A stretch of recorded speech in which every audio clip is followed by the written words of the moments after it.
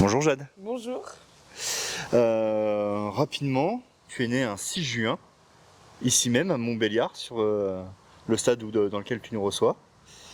Tu es sportif depuis toute petite, avec un papa qui a été sportif aussi, professionnel. Et il était joueur de foot, on peut le Oui. dire. Ici même à Montbéliard, enfin à Sochaux-Montbéliard. Exact. Quelle place le sport occupe dans ta vie et comment il t'a permis de te construire toi en tant que jeune femme? Alors, on va dire que depuis toute jeune, je suis très dynamique. Donc, mes parents ont toujours voulu qu'on fasse du sport avec ma sœur. Pour eux, dans l'éducation, c'était très important.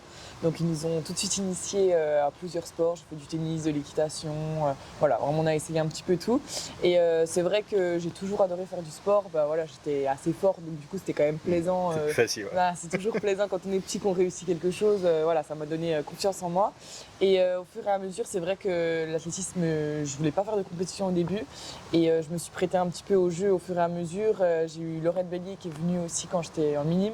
Et du coup, ça a fait un petit peu cette concurrence, mais vraiment dans le bon sens. C'était vraiment pour s'aider à aller au plus haut chacune de performer. Donc du coup, c'est vrai qu'on a voulu se tirer la bourre et c'est pour ça que la compétition a commencé à être de plus en plus importante. Et je m'y suis prêtée. Et après, quand j'ai fait les championnats de France, c'est vrai que là, j'ai vraiment aimé. Ouais, t'as passé le cap et tu te dis, J'avais c'est trop bien quand envie même. de gagner. Ouais. Et, mon premier championnat de France, je fais 4e. Du coup, c'est vrai que c'est là où ça a vraiment donné envie En plus, d'aller plus loin. c'est une place Ouais, frustrante. c'est horrible.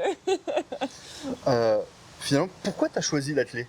Alors, c'est pas vraiment moi. J'ai commencé à 6 ou 7 ans. C'est ma maman qui m'a inscrite jeune, parce que vu que j'étais dynamique, que je courais un peu Ouais, partout, fallait t'occuper elle s'est peut-être. dit, allez, on va la faire courir. Et du coup, c'est vrai que depuis, j'ai fait une pause d'1 an, mais sinon, depuis, j'ai toujours été avec Sylvain en tant que coach depuis mes 6 ans. Ok, intéressant. Ouais. Déjà très remuante, toute petite. Et comment toi, ça t'a permis du coup de te construire en tant que jeune femme maintenant? Mais je pense que le sport c'est très important. Je parle d'athlétisme parce que moi j'y étais, mais je pense qu'on apprend énormément sur nous-mêmes et j'ai pu apprendre à connaître mes limites, à savoir à m'en fixer aussi des objectifs, tout ça. Et je pense que c'est super important, même pour tout jeune de la vie. En fait, c'est un apprentissage et on apprend sur nous-mêmes, on apprend sur les autres, on apprend à vivre ensemble, on apprend à échouer, on apprend à se battre contre soi-même en fait. Et je pense que c'est la plus belle des batailles puisque on acquérit des connaissances sur nous-mêmes qui sont importantes pour s'épanouir dans la vie. Effectivement.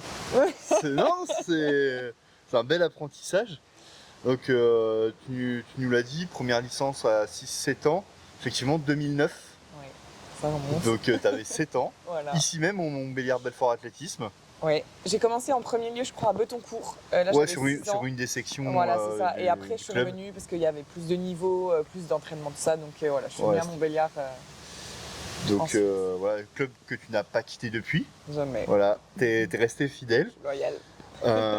Quand t'étais minime, t'étais pas encore spécialiste du javelot. Non, T'étais plutôt une spécialiste des épreuves combinées. exact. T'étais même plutôt forte aux épreuves combinées. Est-ce que tu te rappelles combien de points t'avais fait à l'heptathlon?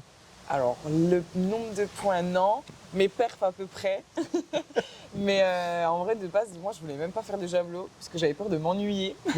Non, mais c'est Comme vrai. quoi? Mais parce que je me suis dit, j'ai qu'une épreuve, je vais tout le temps Oui. faire pareil, c'est horrible. Mais mon coach, il a été fort, il a trouvé plein de choses à faire différemment pour être forte. Persuasif. Voilà, très fort. Donc tu avais réalisé 4205 points Ok. à l'heptathlon et tu avais réalisé ça, c'était lors de la finale nationale des pointes d'or Ok. où tu avais fini 4e. Ah ben voilà, c'est ma place de Mais début, voilà, ça. mais ouais, 4200 points à l'heptathlon en minime. Ouais, c'est Moi, j'étais un costaud. peu bonne partout sauf en endurance. J'étais Oui, nulle. ouais, un 3,53 au 1000, Ah puis je pouvais mourir, hein. mais 34 au javelot. Oui. 12,50 au 80, et ce qui est Oui. pas. Voilà, Ça va, c'est des ça a belles perfs. avancé. Ouais, c'est des belles perfs. Donc tu as commencé à nous le dire, le choix du javelot finalement, c'est pas tellement toi qui l'as fait. Ah non, pas du tout. Clairement pas Non, même. je voulais pas moi. Ça tenait qu'à moi, j'aurais jamais fait du javelot. Donc tu vois, c'est Sylvain qui t'a plus poussé vers donc ton coach, Oui, qui t'a poussé vers le javelot. c'est ça. Et C'est à- un coach de jav, c'est pour ça. Ouais, Il a ça, vu, ça- il a vu le il a vu potentiel, le truc. il a Hein. dit je vais pas la lâcher celle-là. Et est-ce que toi, à un moment, tu t'es pas dit, ouais, javelot ok, mais les haies, par exemple, ça me ferait envie aussi. Ben, en fait, oui et non, parce que sur les ptains, en fait, je sais que j'étais un petit peu bonne partout et j'aimais tout faire, en fait. Et, C'est un du avantage. coup, voilà, c'est ça. Et en fait, je voulais. Au début, moi, je préférais, on va dire, m'amuser, parce que j'ai toujours eu besoin de ça pour, on va dire, Ouais. voilà, j'ai besoin de m'amuser, de faire quelque chose que j'aime et d'y plaire. Et c'est vrai que j'avais peur qu'au javelot, je m'ennuie et que ça soit un petit peu redondant. Ouais, que ce soit tout le temps C'est les ça. mêmes Mais routines. au final, vu qu'il m'a expliqué qu'on allait faire encore beaucoup de bondissements, de courses, c'était juste en compétition qu'il n'y aurait plus que le javelot et ça s'est fait progressivement parce qu'au final, Oui. au départ, lui, il me faisait quand même faire encore du sprint ou des fois Ouais, du saut, tout ça. Donc c'est vrai que voilà, ça s'est fait assez progressivement, donc ça va. Maintenant, je me sens bien. Oui, parce qu'en cadet, tu avais encore des performances sur le 100 mètres haies. Oui, T'en faisais un petit peu l'été. T'en faisais notamment aux interclubs, ouais, je dépannais. où c'était encore un cran au-dessus en termes de hauteur C'est en vrai. plus, avec des chronos qui étaient plutôt voilà, satisfaisants, hein, des 15-30 à 76 et 15-80 à 84 cm. Des chronos honnêtes Oui. quand on est combinarde finalement. C'est ça. Et comment t'en es venu à faire du haut niveau dans ta pratique? Est-ce que finalement c'est plutôt une évolution et tu t'es dit ah peut-être que, ou toi c'est un objectif que t'es vite arrivé à te fixer, dire moi je veux faire du haut niveau, je veux être en équipe de France, je veux faire des grands championnats? Ben, je pense que j'ai toujours aimé le sport de haut niveau. Vraiment, je me suis toujours dit que ça pouvait être un endroit où je pourrais m'y plaire. Je me suis vue très jeune et après, c'est vrai que quand j'ai fait les cadettes 2, je gagne l'hiver et l'été. C'est vrai que là, je me dis qu'il y a quelque chose à jouer puisque vu que je sais que j'étais heptathlète et que Ouais. le javelot, c'était vraiment pas la chose qu'on travaillait le plus, je me suis dit qu'il y avait du potentiel et que s'il y avait quelque chose à aller chercher, autant aller jusqu'au bout et voilà, Ah, on de est vivre d'accord. les choses pleinement à fond, quoi. Fallait tout vivre maintenant. Donc c'est vrai que ça s'est orienté petit à petit, tout autour de la clé pour réussir. Et après mon coach avait quand même initié ça dès le début, que quand on fait de l'athlétisme, on ne peut pas non plus faire tout à la fois et que c'est un sport un petit peu d'ingrat. Et que si on veut réussir, il faut vraiment se mettre à fond, sinon Ouais, ça ne marchera pas. sinon c'est compliqué. Voilà, ça. Donc c'est vrai que j'avais déjà cette mentalité d'être à fond dedans. Et après, c'est sûr que j'ai encore plus englobé mon train Ouais, de vie c'est- autour de C'est un l'athlétisme. bouton qui a été appuyé C'est et ça. let's go quoi. Exactement. On va parler un petit peu de ton parcours de haut niveau. Tu as commencé par tes médailles nationales. Est-ce que tu sais combien tu en as? De médailles d'or, oui. De médailles au total, environ. Vas-y. Ouais, pour moi, j'en ai 10 d'or en me comptant celle en senior. Ouais, Et après, en tout, je pense que je dois être à 16. exactement. Ah ouais, voilà. 16 médailles Ah ouais, au ça va, total. je connais mes médailles. Et 10 titres de championne de France. Mm. Donc rapidement, tu as eu 2 titres en cadette. En Ouais. cadette 2, où tu fais hiver-été. Ouais. Un seul titre en junior 2. Ouais, j'ai été beaucoup blessée en général. Voilà, et par contre, en espoir, tu fais la radia. Mm. Hiver-été sur les 3 années, On prend tout. injouable. Injouable. Et tu as eu un titre élite en hiver également. Donc là, on parle que des titres, hein. Je vais pas redonner tout le détail. Qu'est-ce que toi, ça t'a fait, là, en sortant des sports, de te dire, bah, il y avait 6 médailles à prendre, j'ai pris les 6 et du meilleur métal possible, quoi. En vrai, je pense pas ça comme ça. En vrai, chaque championnat est différent et j'y vais pour gagner. Et en vrai, je me souvenais même pas que j'avais. Ouais, Ouais, en toi, fait, tu y c'est étais, pas, t'as je me disais, il fait. fallait que je les ai tous. En fait, c'était juste, c'est un championnat, je suis là pour gagner, je dois tout donner. Et après, on prend ce qu'il y a à prendre, quoi. Mais c'est vrai que Ouais. c'est vraiment. Chaque compétition est différente, chaque championnat doit être vécu à fond. Donc voilà. Après, il y en a des championnats où je suis ressortie en pleurant. Hein. Vraiment, même en gagnant, si la perf n'était pas bonne et que j'étais pas venue chercher Ouais, ça, je pouvais être parce que frustrée, derrière, hein. il y avait un objectif, un double Ah ouais. objectif.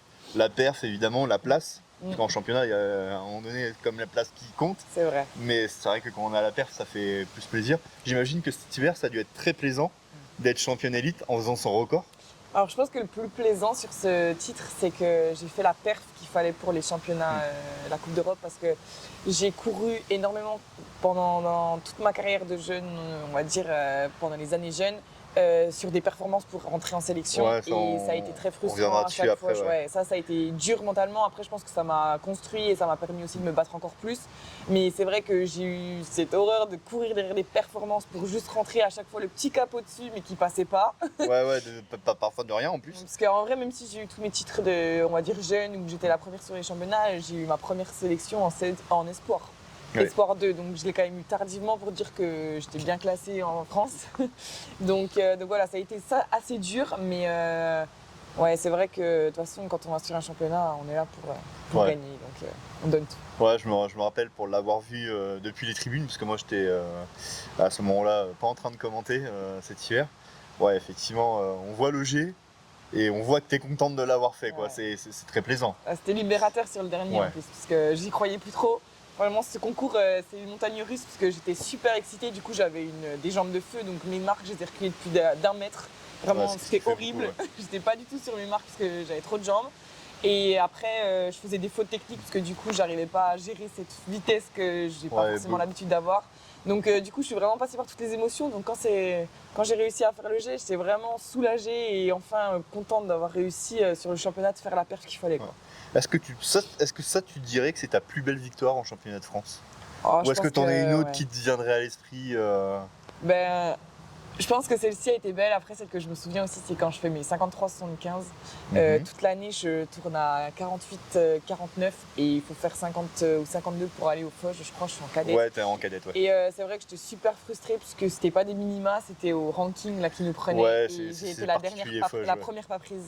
Ouais, Et c'est très, ça avait été trop frustrant et je leur disais, mais en fait, je vais l'avoir cette paire, vous allez voir. Et ils avaient fait la qualif juste avant les France. Et moi, je était- fais aux France. Donc j'étais frustrée, mais d'un autre côté, je me disais, ben, vous voyez, je vous l'avais dit, fallait croire en moi en fait. Exactement. Mais t'as quand même une proportion à être très forte en championnat. Et notamment quand la saison se déroule pas du tout comme il faudrait qu'elle se passe. Parce que t'as eu 2 médailles au championnat de France, une avec une entorse de la cheville et une autre avec une fracture à la main et à ta main lanceuse. C'est pas un peu compliqué ça, dans la préparation, même mentalement, de se dire ouais, bon, le jalot, je l'ai pas trop touché là, c'est pas évident peut-être. En fait, je suis pas du tout dans ça. C'est vraiment, voilà, je suis sur un championnat, je suis là pour gagner. Et en fait, je fais abstraction de tout le reste. Et en fait, je me dis, c'est dans la tête et on le sait. Et la preuve, si je viens direct en me disant je suis blessée, je sais que je vais repartir en me disant, bah ouais, j'étais blessée. Alors que si j'y vais en mode, bah je vais gagner, je repars, j'ai gagné. Et c'est vrai que je pense que mentalement, c'est super important et qu'il y a un vrai travail à faire là-dessus. Et là-dessus, j'ai toujours réussi à me mettre dans les bonnes conditions et ne me mettre aucune limite. Et c'est pour ça que même en étant blessée, j'arrivais toujours à m'en sortir. Donc voilà. En équipe de France, tu as commencé à en parler, tu as 4 sélections. Effectivement, la première sélection est arrivée assez tardivement en espoir. T'as que 3 sélections jeunes, 3 sélections en espoir, une sélection de seniors. Oui. Ta première sélection, c'est pas exactement passé sûrement comme tu l'envisageais. C'est les championnats d'Europe, où tu finis 10e de ta série, enfin, même pas forcément du championnat, avec une perf qui a dû te laisser un goût très amer ce jour-là. Et ben pas je du suppose. Même pas. Attends, c'est ouf. Hein. Non, je l'ai super bien vécu ces championnats parce qu'en fait, je suis tellement, on va dire, excitée en compétition parce que j'ai cette adrénaline-là à chaque fois que tout le monde avait peur que j'explose. Et du coup, je me suis tellement contrôlée qu'en fait, bah, c'était pas moi. En fait, j'étais lente. Mais en fait, j'avais respecté la consigne des autres. Donc, je me suis dit, mais ne les écoute plus. Voilà, ça a été ma. Maintenant, c'est let's go.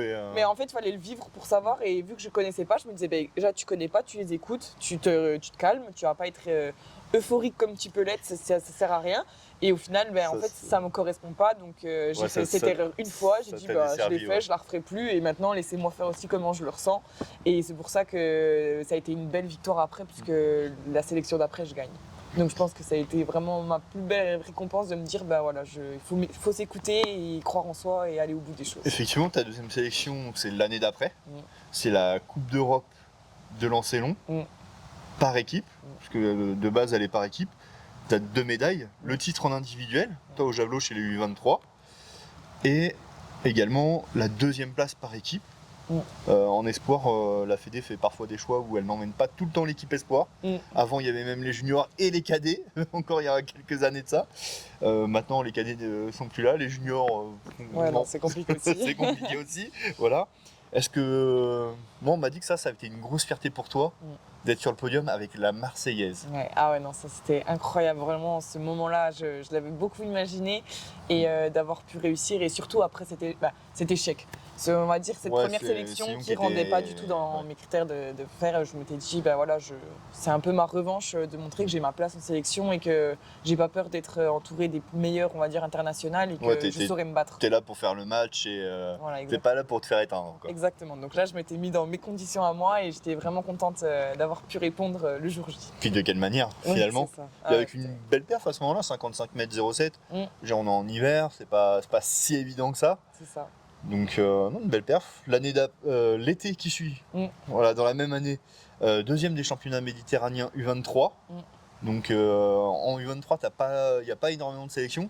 Tu as la Coupe d'Europe des lancers quand tu es lanceur, les championnats d'Europe et les championnats méditerranéens, c'est assez réduit quand même, on va pas se cacher. Donc là, tu finis deuxième.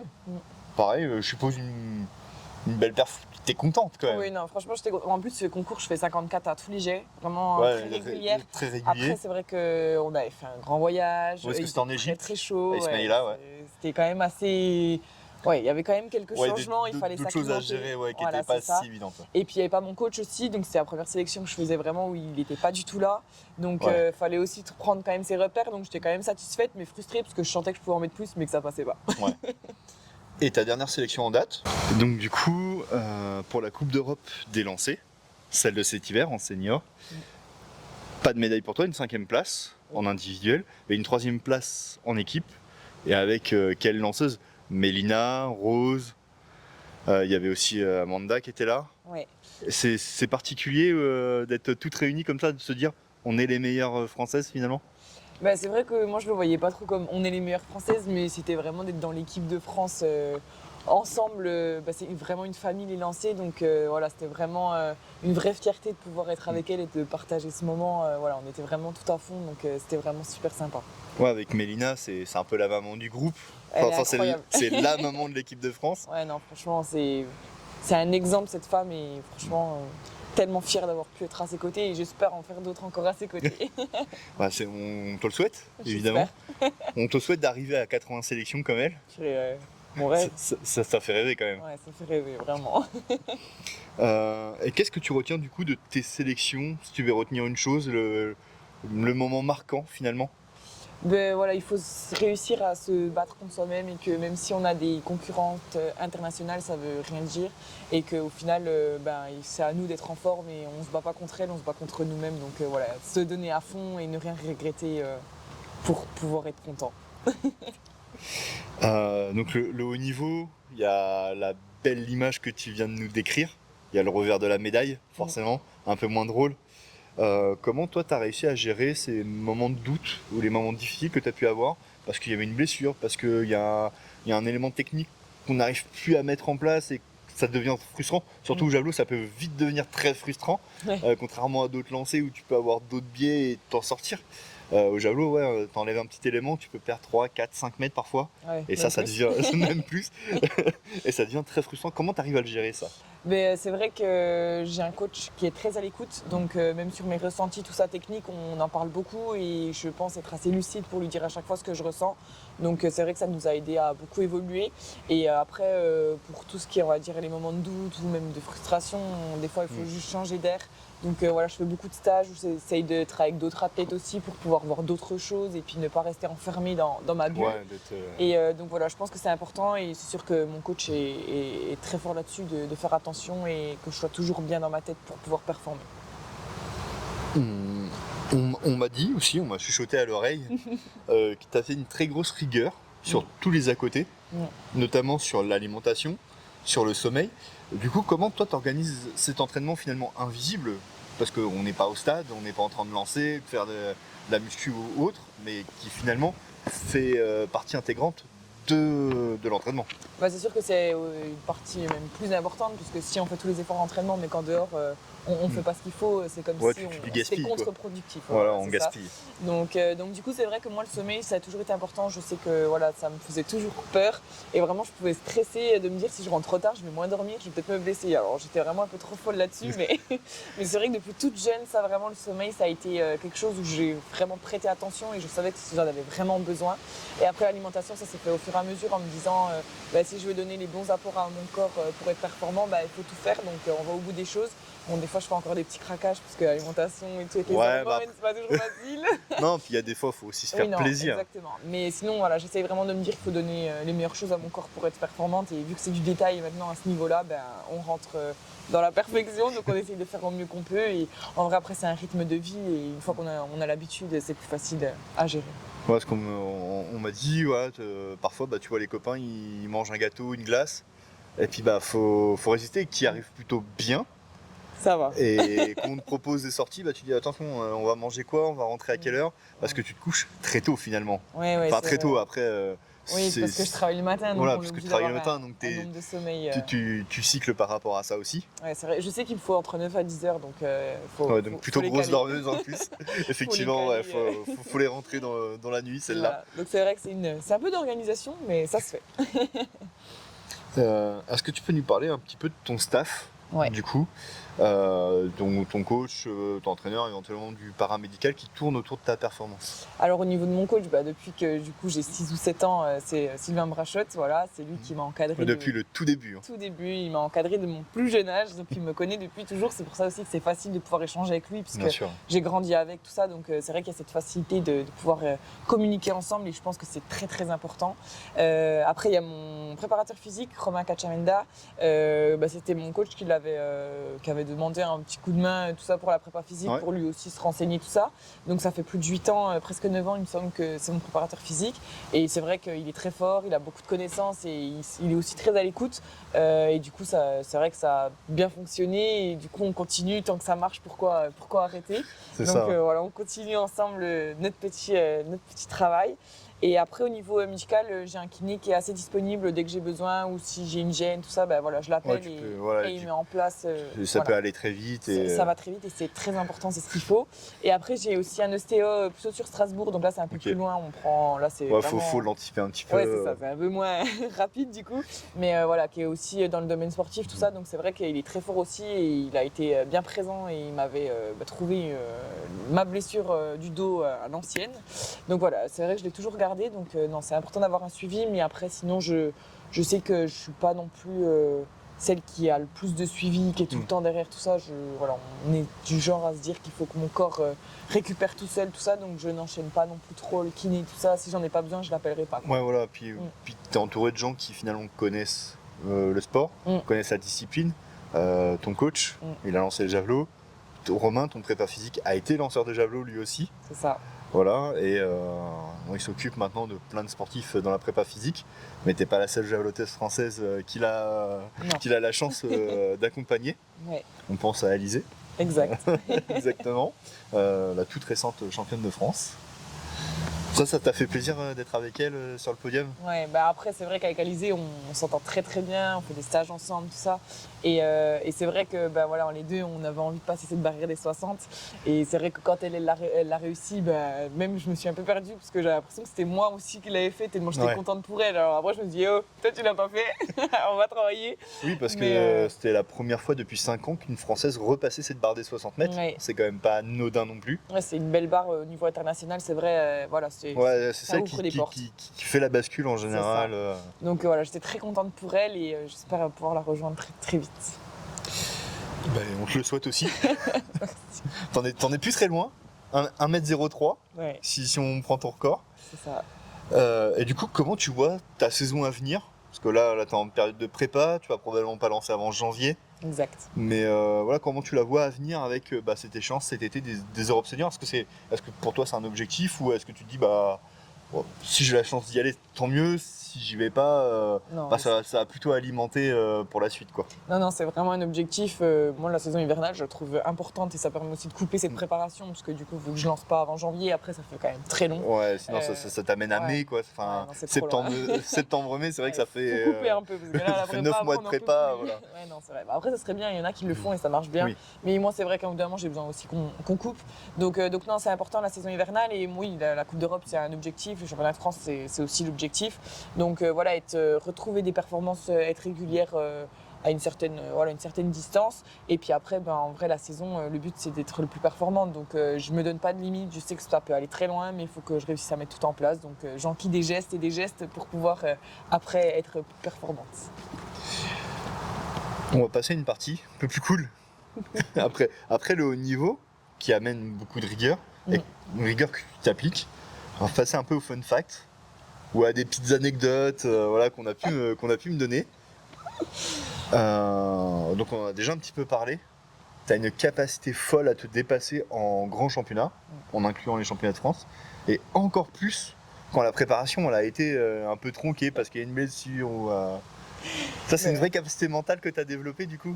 Mais en fait, c'est souvent parce que c'est de la frustration en fait. Et souvent, en fait, alors déjà, souvent ma famille me dit que je vis pour les caméras parce que dès qu'il y a un peu de monde, moi je suis en feu. Hein. Vraiment, j'ai besoin qu'on voit que je suis performante. Non, en vrai, je sais pas, mais c'est vrai que j'ai toujours aimé ça, cette attraction comme ça, là, de montrer que je suis capable de faire quelque chose, tout ça. Donc c'est vrai qu'au championnat de France, il y a toujours du monde et là, j'adore. Ah bah, les championnats de France élite, même les championnats de France de lancer long, finalement. À Salon de Provence, il y a une belle organisation et ça a amené du monde. Ouais, non, mais tous mes championnats, c'est là où il y a le plus de monde et c'est vrai que c'est là où je me fais aussi le plus plaisir. Bon, après, des fois, c'est frustrant parce que j'ai beaucoup de jus, mais j'arrive pas à le mettre au bon endroit au bon moment. Mais c'est vrai que moi, j'adore ça et ça me stimule. J'ai pas cette angoisse qu'il y ait du monde qui me regarde, justement, c'est plutôt positif. Donc, moi, j'adore ça. Donc, Et pour continuer un petit peu sur l'aspect rigueur qu'on a déjà évoqué, ta maman te qualifie presque de militaire. tellement tu écoutes tout ce que le coach dit, tu fais. Ah, mais Même a dit sans ronchonner. Ouais. Si je ronchonne. Mais tu le fais. Ah, mais je suis un soldat. Mais c'est ce qu'on a toujours dit, mais avec Romain dans mes séances, c'est tu me dis de faire ça, je fais ça. Tu me dis d'en rajouter après alors que c'est pas écrit dans la séance, je le ferai pas. Parce que c'est noté, on fait ce qui est noté et ça suffit. Voilà. Mais je le ferai. Mais ouais, non, c'est vrai que je suis. Alors je suis peut-être très scolaire. De toute ma vie, j'étais très scolaire, j'apprends, c'est ça. Mais ouais, je suis très carré, très, très soldat en fait. J'y ai pensé aller à l'armée. Mais ouais, elle a pas trop tort. T'es aussi une vraie pile électrique dans la semaine qui précède les grands championnats, à tel point que c'est presque fatigant d'être avec toi. Ah, je suis désolée. Non, mais j'ai beaucoup d'énergie, c'est vrai. Et du coup, c'est vrai que quand il y a cette stimulation là où je sais que je vais arriver au championnat, voilà, tu sens le truc qui monte et ça te... Ah ouais, je suis inépuisable. Mais c'est horrible. Hein. Mais je sais que je suis horrible, mais j'arrive pas à me contrôler. Donc Après, est-ce que c'est horrible? Ah non, si on au peut pas juger, mais ma famille, mon copain, ils endurent. Mais bon, ils doivent trouver ça... Je suis heureuse, ils doivent être contents. Oui, voilà, c'est peut-être ça le principal. C'est que t'arrives, t'es prête à y aller, t'as envie d'y aller. Ah bah ça, parce que c'est sûr. Peut-être que la pire des choses, ça serait d'aller en grand championnat et de pas avoir cette envie-là. Ah oui, non, bah c'est pas moi. Là, ça serait compliqué peut-être. Ouais, non, bah ça me ressemble pas. Après, ça c'est ton coach qui me l'a confié. L'année dernière, mois de mai-juin, t'as voulu jouer un petit peu avec ta prise de javelot.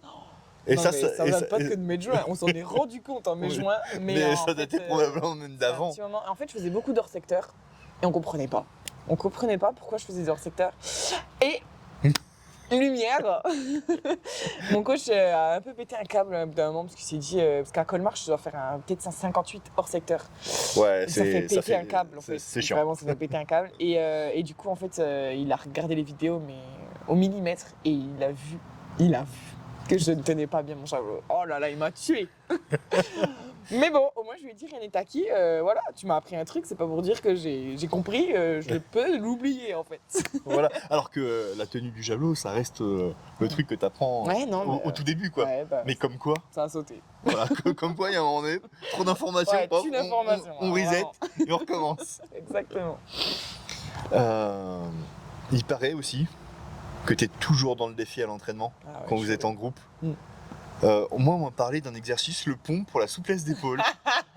Voilà. C'est Jules, ça. C'est Jules qui a parlé, ça. C'est probable, probable. Non, en vrai, je suis très compétitrice. Vraiment, je vis que pour ça. Mais c'est vrai que je suis pas souple du tout. Je suis un bout de bâton. Bois ouais. Franchement, je suis un bâton. Du coup, c'est vrai que là-dessus, on peut vite gagner contre moi. Donc, je laisse la place. Voilà. Bon, il m'a pas parlé que du pont, hein, il m'a parlé quand il s'agit de lancer, quand il s'agit de soulever des barres, Ah quand oui, il non, s'agit... mais C'est compétitrice. tout le temps. Ah oui, je gagne. Ah ouais, Oui, il n'y a pas, Ah de non. répit, quoi. Ah non, mais surtout, hein, mais vraiment, dans tout, dès qu'il y a un peu de compétition, là, je. C'est foutu. Puis je chambre, hein. J'aime Ah bien ouais, en taquiner plus, les autres, ouais. quand tu gagnes, t'aimes bien le faire savoir. Ouais, Ah, c'est dur. Ah, c'est dur. Et quand tu perds, Ah non, je suis bonne perdante. t'es bonne Mais perdante. je veux regagner tout de suite derrière, donc il Ouais. faut qu'on enchaîne un autre truc pour que je gagne. Après, tu n'as pas que l'athlé comme passion, Mm. tu as d'autres passions. L'équitation, t'aimes beaucoup les chiens aussi. Ouais. Et pourtant, toi, c'est un chat que tu as. Il s'appelle Prada. Non, en fait, j'ai toujours grandi avec des animaux, mes parents, voilà, de ça. Et j'ai eu un chien, il a été décédé du coup il y a 2 ans. Et ma maman ne voulait pas reprendre de chien parce que c'était vraiment le chien de cœur qu'on a eu, très proche de nous. Compliqué. Et moi, je ne pouvais pas vivre sans animaux, donc j'ai dit, je prends un chat, comme ça, c'est pas un chien, tu peux pas me dire que je remplace notre chien. Voilà, donc Voilà. du coup, j'ai pris un chat. C'est différent. Et c'est différent, mais je l'ai éduqué comme un chien, donc tout le monde pense que c'est un chien parce qu'il me suit au doigt à la lettre, il m'écoute au doigt à la lettre. Vraiment, c'est un chien, mais c'est un chat. Et c'est ma maman qui a décidé, elle a dit si on prend un chat, il s'appelle Prada. Je dis pas de souci, tout ce que Voilà. tu veux, tant que j'ai mon chat. On je m'en accepte. fiche. Mais ouais, non, j'aime beaucoup les animaux et ça m'a permis aussi de me canaliser étant jeune. En fait, Ouais. j'ai fait de l'équitation très jeune et c'est vrai que j'étais très excitée du coup, hein, comme Alors d'hab. que, ouais, au contact Et d'un cheval, t'es tu obligé peux pas de te être. calmer en fait. Ouais. T'es obligé d'écouter ton cheval et pour l'écouter en fait il faut juste se canaliser et entendre, voir comment il réagit. Donc du coup t'es obligé de te concentrer. Ouais, bah oui. Et donc du coup ça a été un apprentissage pour moi aussi de savoir me canaliser. Donc j'adore les animaux. Dernier point un petit peu fun, Ah ouais. aux interclubs, Mm. il paraît que t'es une metteuse d'ambiance, Ah ouais. à pousser la chansonnette moi, dès que possible. Ah moi je peux mourir pour les interclubs. Hein. Bon, après c'est mon club depuis toujours donc c'est vrai que je suis très très famille, très. Ouais, Voilà. t'es très ancré ici, C'est t'as ça. Et l'identité. Ouais. et c'est vrai que j'aime bien l'ambiance, j'aime bien m'amuser donc du coup ouais, c'est vrai que j'aime Ouais. bien mener mes troupes, on s'amuse bien. Et... Ouais, c'est le moment où tu peux te lâcher et dire ouais, c'est bon, j'ai lancé, maintenant c'est. Ouais, surtout que l'année dernière je faisais le 100 mètres, ça fait 2-3 ans là aux interviews je fais le 100 mètres, du coup je dois me concentrer, après il y a le 4x100.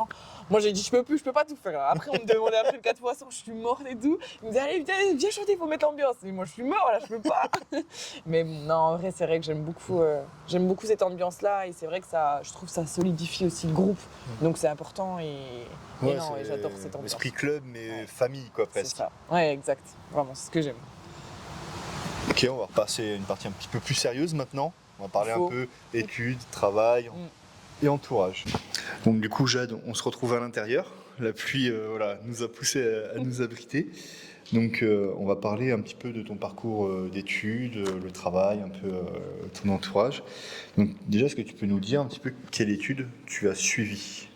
Alors moi j'ai fait un bac ES, donc un bac général. J'avoue que là c'était un petit peu compliqué puisqu'on finit quand même l'école assez tard et on s'entraîne tard et moi du coup j'avais pas mes heures de sommeil. Donc c'est vrai que c'était une vraie organisation pour le lycée. Je faisais vraiment mes devoirs le mercredi et le week-end et sinon je touchais pas un cahier la semaine parce que je rentrais, je dormais. Et après j'ai fait un DUST à GAPS à l'université de Montbéliard. L'objectif c'était vraiment de rester à Montbéliard et de pouvoir m'entraîner. Ouais, de rester en j'avais local. déjà l'idée de tout mettre autour de l'athlé. Donc là j'ai vraiment pu m'entraîner facilement parce que je sortais entre 15h et 15h30. Donc je sortais, je m'entraînais et je rentrais assez tôt, donc ça c'était vraiment bien. Et en fait c'était soit je continuais mes études et je devais partir, soit alors je commençais à travailler. Et du coup, j'ai préféré vouloir travailler en restant ici et en trouvant un poste qui me permettait d'être disponible et de pouvoir aller m'entraîner et de partir en stage et en compétition. Donc j'ai eu vraiment une réelle opportunité. Donc ça, mon employeur, je le remercierai jamais assez parce qu'il m'a vraiment ouvert une porte qui permet de vraiment pouvoir allier vraiment l'athlétisme et le travail. Donc je travaille à mi-temps depuis maintenant presque 3 ans. Et du coup, pour rester un peu sur les études, est-ce que tu as eu un aménagement de ton cursus parce que tu étais athlète de haut niveau ou alors pas du tout et tu t'es démerdé un peu comme tu pouvais quoi. Ouais, dans le lycée, rien. Bah, si j'avais une après-midi de dispo. Ouais, voilà, ça c'est pas assez. Non, mais c'est pas un aménagement pour moi. Genre, c'était juste, j'avais de la chance aussi. Et en fait, ils nous organisaient notre planning pour que ce soit nous qui ayons la journée dispo parce qu'on était athlètes. Mais en vrai, c'était pas pour moi un vrai aménagement. Non, bien sûr.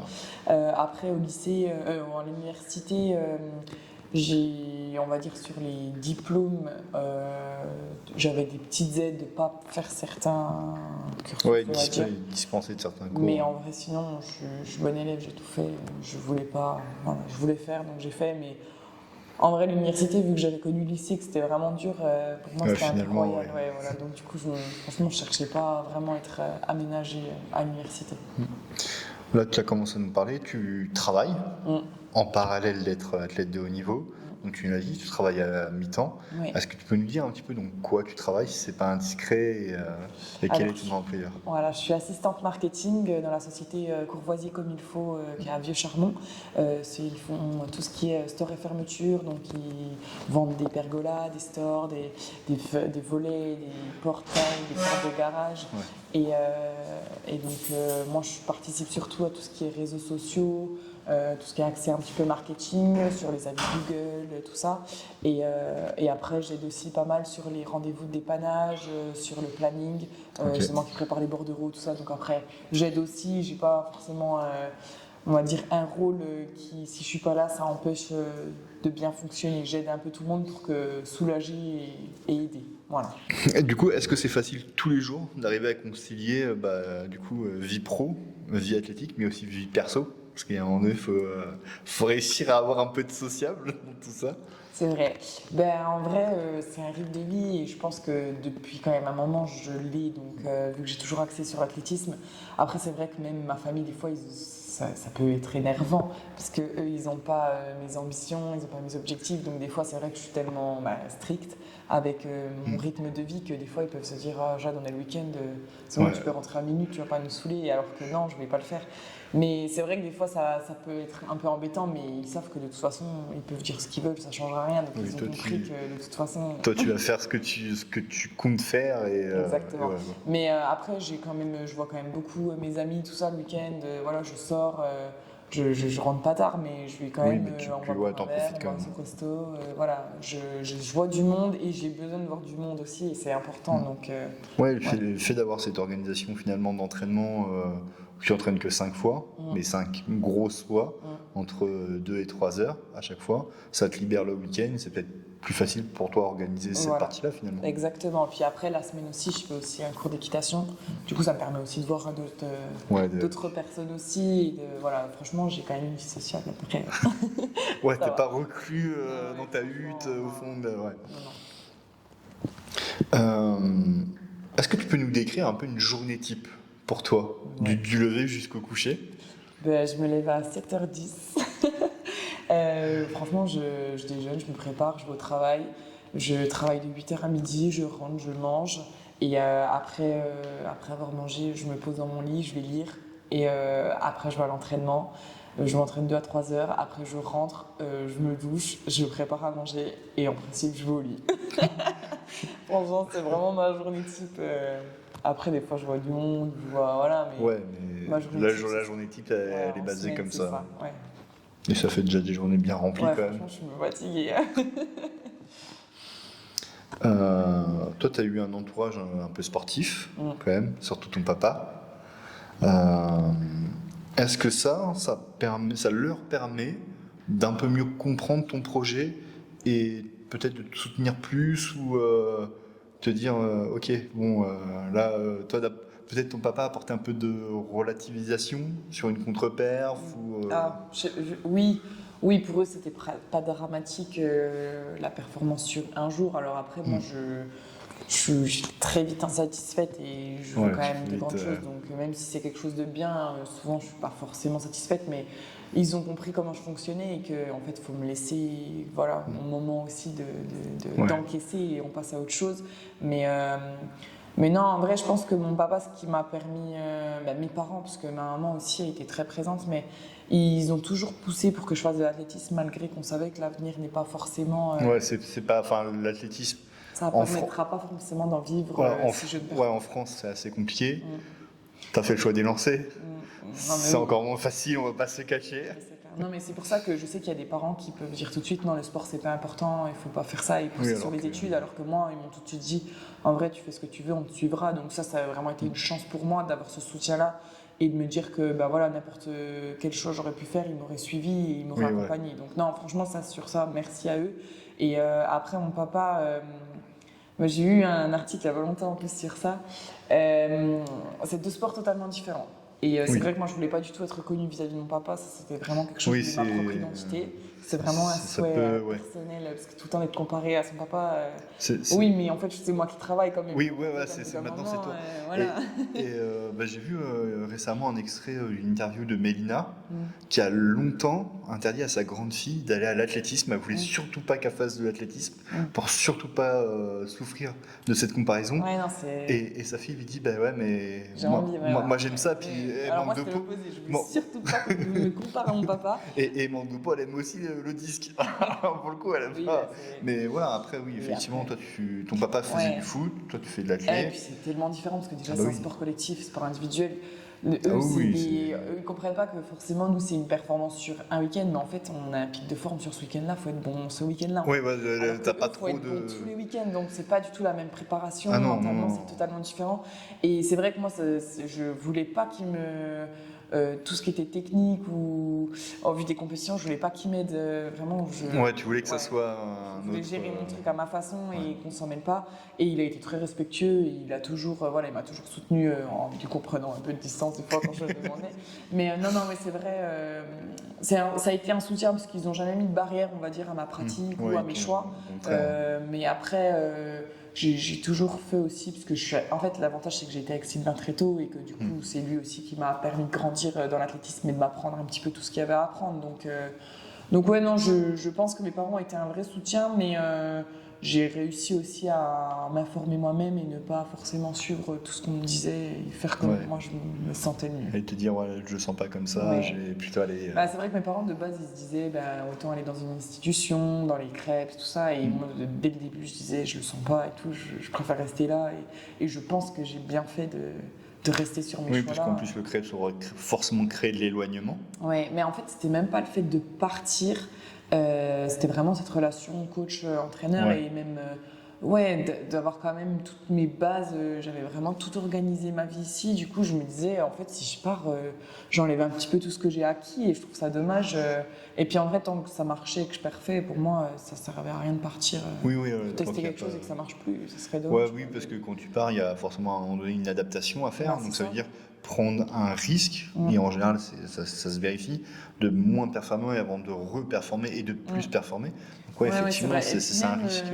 Au niveau du coaching, c'est vrai que j'ai fait plein d'autres stages avec plein d'autres coachs, j'en fais encore, mais c'est vrai que sur le long terme, je ne me vois pas du tout rester avec un coach en particulier autre que celui que j'ai actuellement en fait. Donc c'est vrai que tout ça, je me suis toujours dit, je préfère rester avec mon coach et qu'on crée quelque chose maintenant que de regretter et partir pour tester. Et le fameux binôme entraîneur-entraîné. Mais oui, ça c'est après. C'est important, je pense. Donc après, dans ton entourage, il y a aussi le groupe auquel tu appartiens. Est-ce que ce groupe-là, il a une importance un peu dans le quotidien ? Parce que finalement, ils sont avec toi à l'entraînement. Est-ce que ça, parfois, d'avoir un soutien alors là, c'est quelque chose qui te booste, quoi. Oui, bien sûr. Alors là, heureusement, j'ai Jules. C'est vraiment mon partenaire d'entraînement qui, lui, a toujours été présent depuis... Maintenant, ça fait un bon nombre d'années qu'il s'entraîne avec moi. Mais c'est vrai que le groupe, maintenant, il s'est rajeuni, puisque je suis dans une petite ville. Donc, les études, ceux qui étaient de mon âge, ils sont tous partis un petit peu.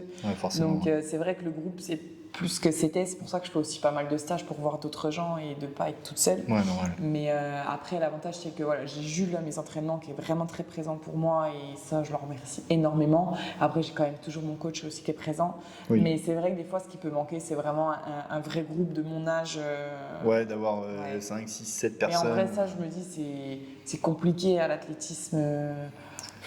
Surtout en lancer, ça varie trop, ça change tout le temps. Les lancers, ça reste... Qui bougent, il y en a plein qui vont aux États-Unis, donc même partir pour aller dans un autre groupe, pour qu'au final le groupe ne tienne pas, ça serait dommage. Non, c'est pour ça, la solution, ça a vraiment été de faire des stages un peu dans l'année pour couper, puis voir d'autres gens, d'autres coachs aussi pour ça varie et puis c'est compréhensible. faire bouger les choses. Mais ouais, sinon c'est vrai que des fois le groupe ça peut un peu manquer, mais les stages font du bien pour ça. Ouais, les stages au soleil notamment. Ouais, incroyable. On va arriver sur la fin de l'interview. Je suppose que, comme beaucoup, 2024, Jeux de Paris, tu les as regardés. Je suppose que ça t'a fait vibrer. Est-ce que toi, le fait de les avoir vus à la maison, pas forcément de les avoir vécus, mais déjà de les avoir vus, tu te dis, ouais, 2038, 2032, je veux quoi, j'ai envie d'y aller quoi. Ah bah, ça c'est sûr, déjà avant c'était logique, mais c'est vrai que là, 2024, je suis allée moi voir au stade de France. Je me disais, je veux être au milieu du stade, je veux y être, et franchement, c'est sûr que c'est mon objectif et je ferai tout pour l'atteindre. Après, comme on dit, il vaut mieux avancer et voir ce qui se passe jour le jour aussi. Je sais que je saurais rebondir, même si j'y vais pas, je saurais rebondir. Oui, bien sûr, oui, c'est pas. Ouais. Il y a eu de très grands athlètes qui n'ont jamais fait les Jeux ou qui n'ont jamais fait aux Jeux, et ça n'enlève rien au fait que ce soit de grands athlètes aussi. Exactement, mais c'est pour ça, je pense que j'arrive à prendre assez de recul pour me dire que oui, l'athlète, je fais tout pour que ça marche, mais si ça marche pas, c'est pas grave, j'aurai d'autres choses à vivre et ça aurait été une expérience de vie incroyable et ça m'aura appris tellement que ça aurait été que positif. Après, c'est sûr que là, à l'instant T, je vise bien évidemment d'avoir gagné un jour les Jeux, c'est logique. Oui. Vraiment, il n'y a pas d'autre objectif. Ça doit être vraiment le. Je le vois un peu comme un Graal, quoi. Finalement, c'est le plus gros événement sportif. Puis même mon objectif, c'est en France qu'on reconnaisse le javelot et qu'on arrête de minimiser un peu les lancers et de se rendre compte que c'est aussi un travail, c'est aussi dur que courir ou sauter. C'est juste, c'est différent, c'est pas exactement la même chose, mais c'est quand même ingrat et ça demande un travail monstre derrière. Et franchement, l'objectif, c'est qu'en France, je puisse performer et montrer. Avoir cette reconnaissance sur cette discipline. Quoi. Oui, c'est vrai qu'à l'heure actuelle, je dis pas qu'on rit parfois de notre discipline, mais je pense à un sketch d'Allemand Ivanov. Voilà. Alors vous imaginez le nombre de personnes qu'il a envoyé à mon papa. Voilà, j'imagine bien. Donc non, effectivement. Non mais oui, c'est pour ça le but, c'est d'avoir cette reconnaissance que c'est un sport et c'est une discipline très dure. Bah écoute, merci à toi Jade. On va remettre tes réseaux quelque part par là pour les gens qui voudraient te suivre. Avec plaisir. C'était un grand plaisir de venir te découvrir ici à Montbéliard. Je t'avais déjà croisé un petit peu en compétition, mais c'était toujours de l'autre côté de la barrière. Donc un grand plaisir de t'avoir croisé. Nous, on va vous remettre les réseaux de la chaîne. Donc Facebook, Instagram, TikTok, Spotify et YouTube, bien évidemment. N'oubliez pas de vous abonner, de liker et de mettre la petite cloche pour les notifications. Ça fait toujours plaisir d'être suivi. Puis écoute Jade, on te souhaite le meilleur pour la suite. Merci. Et puis à très bientôt sur les championnats. Merci pour cette belle interview.